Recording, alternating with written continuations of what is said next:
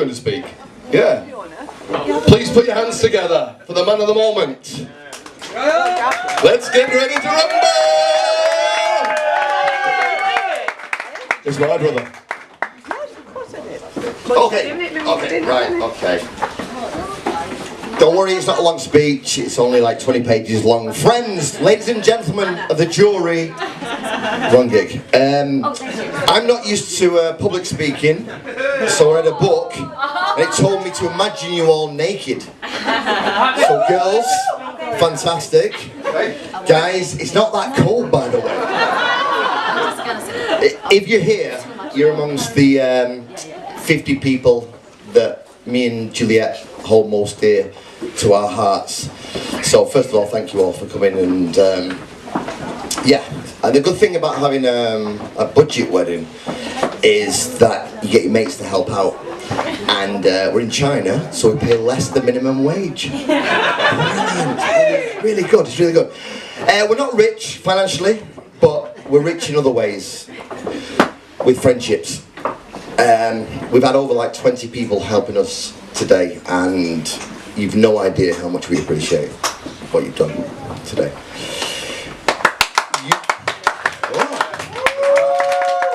You don't really know who your friends are until you need them. Anyone can boast of a gazillion friends on Facebook or having a beer buddy in a bar and all that kind of thing, but you guys have been with us through thick and thin, and you've been with us through the good times and the bad times, and I think I'm like qualified to judge you as cherished friends. That's only page 1. I'm working on this. We've given each of our friends a job today, like a bit of a company, so we've given them all job titles, so I'd like to thank you all and let you know who's what and what's going on. We'll start with Brent, the bar manager. Give it up for Brent. He's your best friend today. He's going to give you drinks all day, so he's your best friend. He's also gifted us a sound system for today as well, so he is a sound man. That's exactly what he is. He's always there to lend a beer and lend an ear. So I first met Brent about 20 years ago, and he's been solid ever since, so thanks, Brent. Lynn, where's Lynn? There she is. Lynn, give it up for Lynn over there. The lovely Lynn, the maid of honour. She sorted my Irish mate out, Sean. Where is he? Where's Sean? There he is. Good and proper. No more all dayers in the pub. Coming home at 6 o'clock in the morning. Singing and dancing. So I'm hoping that, that during this marriage, that Juliet takes all of Lynn's advice and ignores it. No, we wouldn't be where we are without you, so thank you for sending messages every day to say how are you. I really appreciate it. Anna, where's Anna? There she is. My songwriting partner, bandmate, and the most organised person that I know. Yay. She's today's event manager, and if she tells you to do something, just do it. No. She's Russian, I've warned you.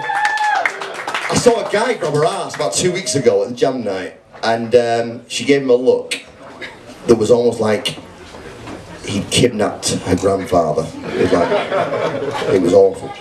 So thanks, Anna. Had a job of the day. Been great. Shawnee! There you are. Shawnee, head groomsman, and that today means making sure everyone's got a drink. We used to work together at Share's Bar, and Sean was always the life and soul of the bar, and he's an Irishman, so he's always dealing out whiskey and whatever, he's always dealing with crack.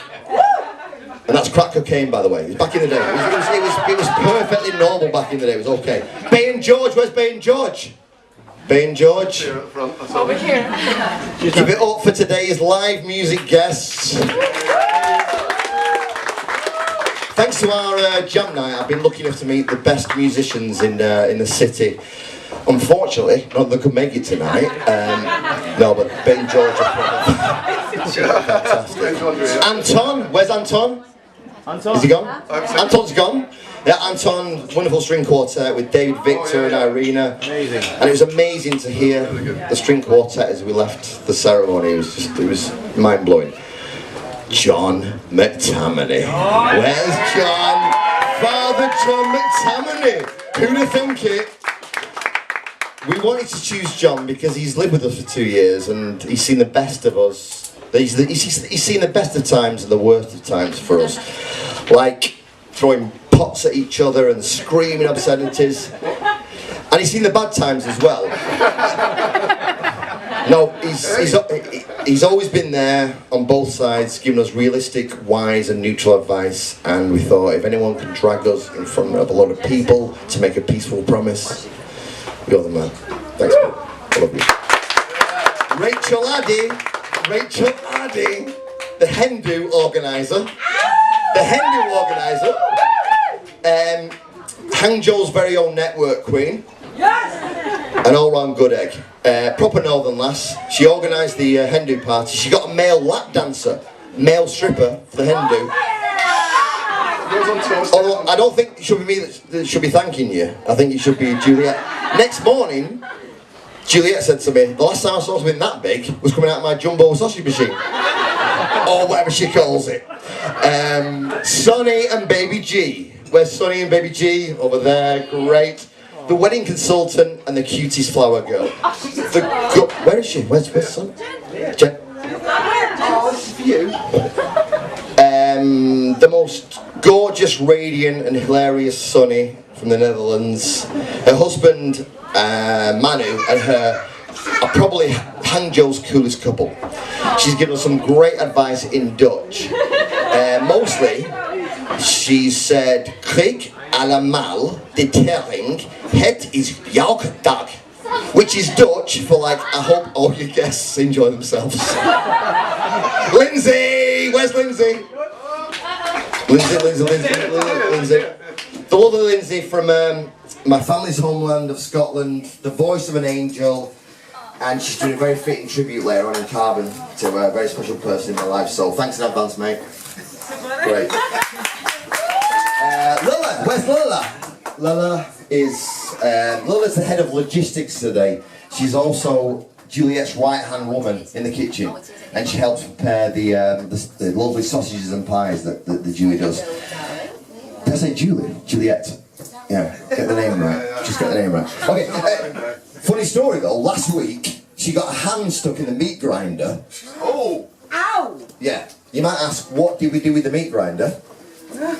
Juliet had to take him to hospital. The one and only Matt Brock. Where's Matt Brock? There he is at the end there. The one and only. In my opinion, one of the finest colouring minds in Hangzhou.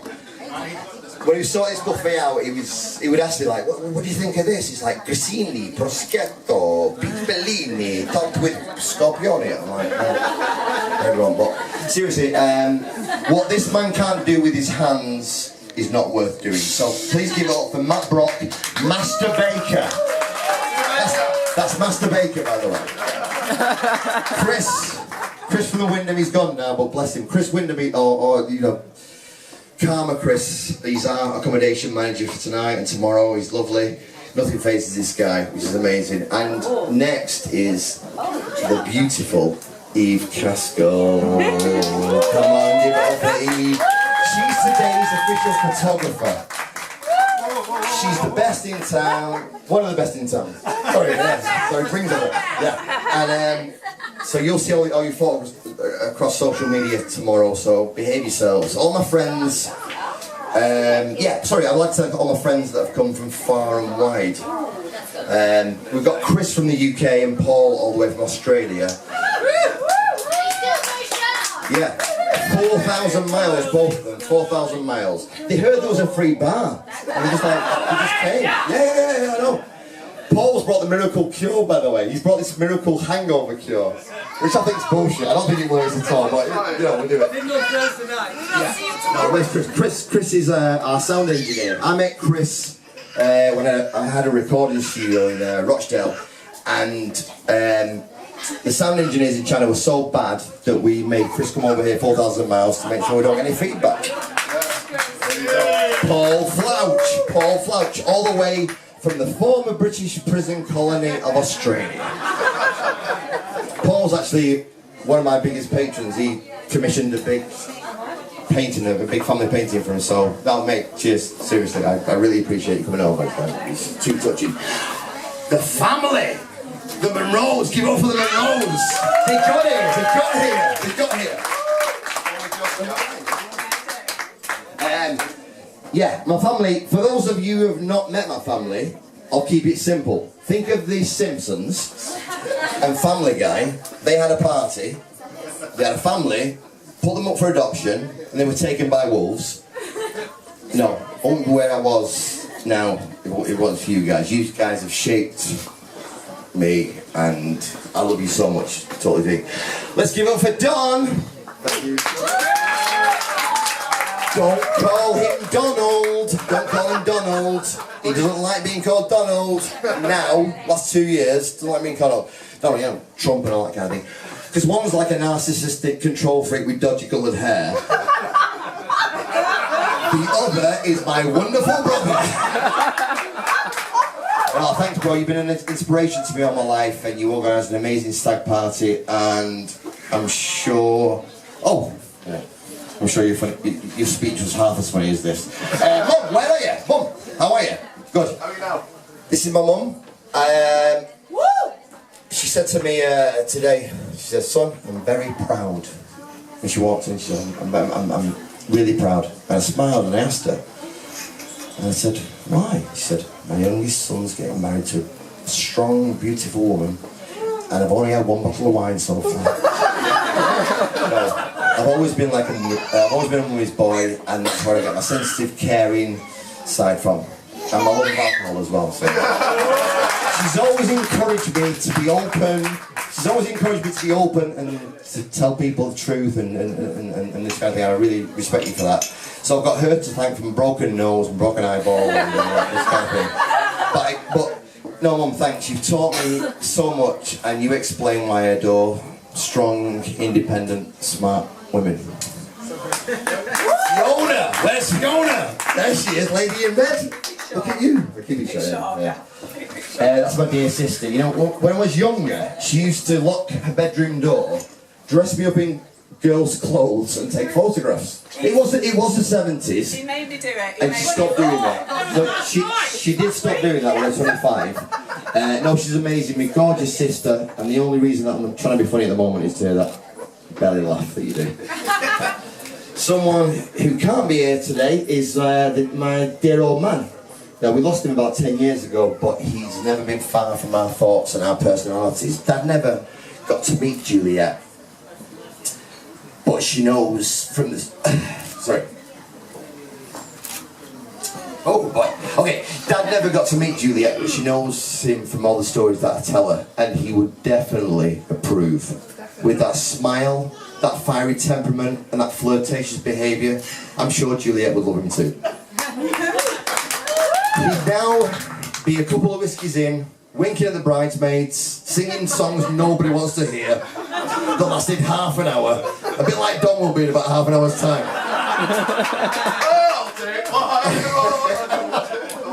Anastasia, where's Anastasia? There you are. The adorable Anastasia is the decorations planner for today. She's transformed the place from a lovely little garden to a dream venue, so thank you, sweetheart. Juliet's family. That's the header. Henry and Linda. Where's Henry and Linda? I see Henry. There's Henry. Where's Linda? Henry, come on. Let's try and make you cry again. Henry. Henry and Linda. Where's Linda? She's on the phone. She's coming. Oh, Linda. Henry and Linda are amazing and fascinating people. They were the first generation after Mao to start using universities again. They both became English professors. So my dad's learned Chinese, which is great. They've been incredibly supportive and kind to us, and I'd just like to say thank you very much, Dad. Thanks, Mum. I also want to thank all my new family that I've met here today, and I look forward to getting to know you all. Right, I think that's it for all the thanks. Anybody else? Nobody else? Oh! Is that Nobody it? else to thank? I don't know. Juliet. Hmm? Juliet. What? Juliet. Finally, where do I start? Hilarious. Where do I start? We met about 6 years ago, and I was in a band called the Shaker Makers. Yes. We were pretty rock and roll, ladies. We were pretty rock and roll. We were 3 middle-aged guys.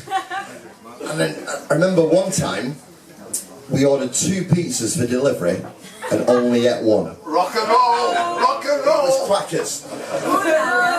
Crazy days. No, Juliet was our sort of manager, which was no mean feat. She was booking us gigs around supermarkets and this kind of thing.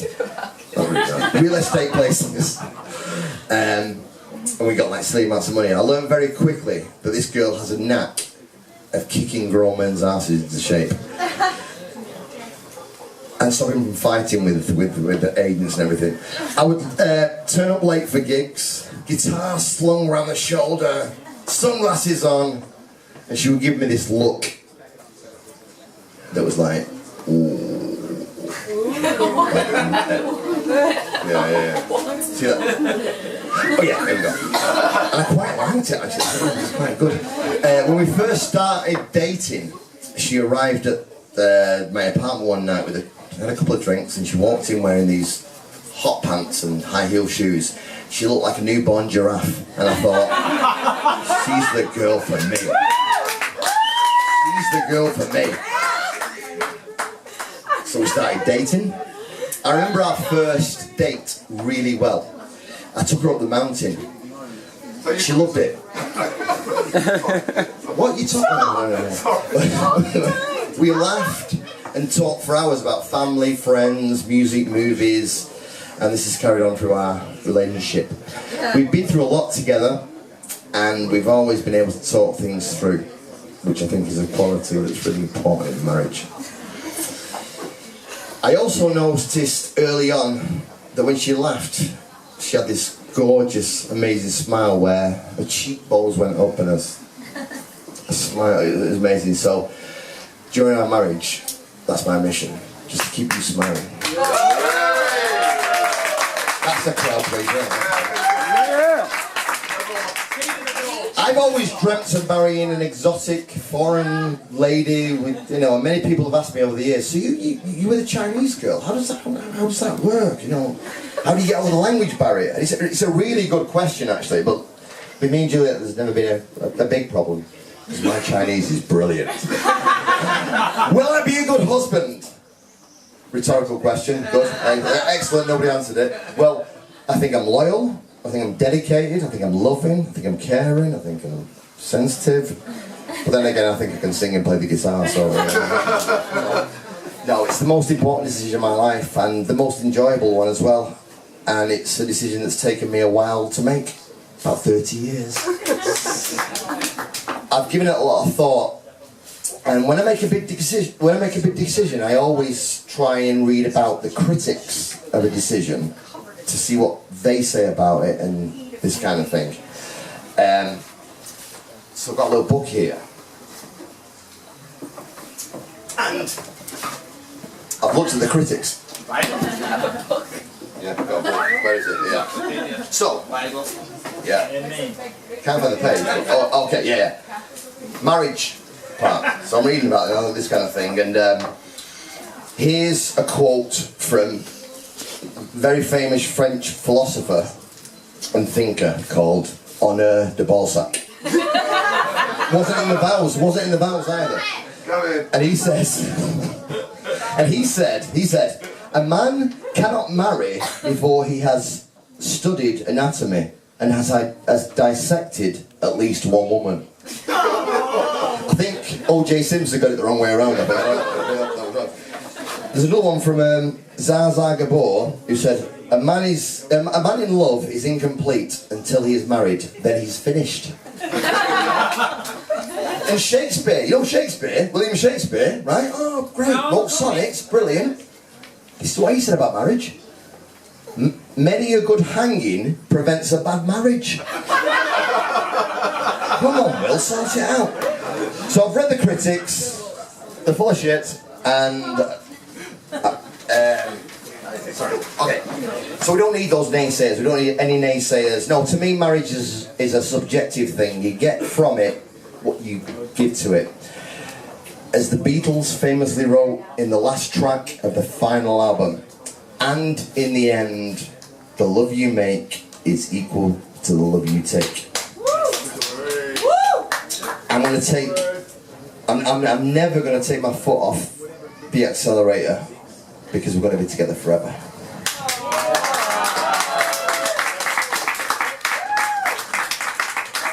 If anything, the importance of the commitment requires you to be more attentive, understanding, and communicate yourselves well. The very nature of a lifetime commitment means these areas should be focused on, and I promise I'll do my best to fulfill them. That's a shit job, when I say that. Those of you who know Juliet know she's very pedantic. Her catchphrase is yes, but. And I'm surprised now that she's done. Yeah, but. Yeah, there we go, there we go. No, Juliet tolerates my stupidity, my ignorance, my humour, my daydreaming, and my stupid ideas. She'll make a great mum as well. My final thank you is to my adorable wife. I've kept this short and sweet, because she is. I've kept this light and snappy, because she is.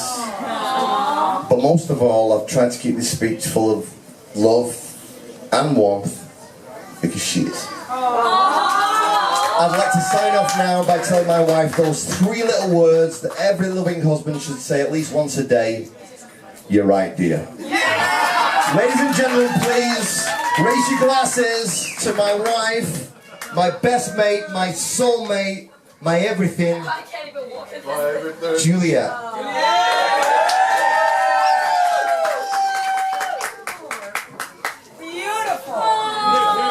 Don't cry!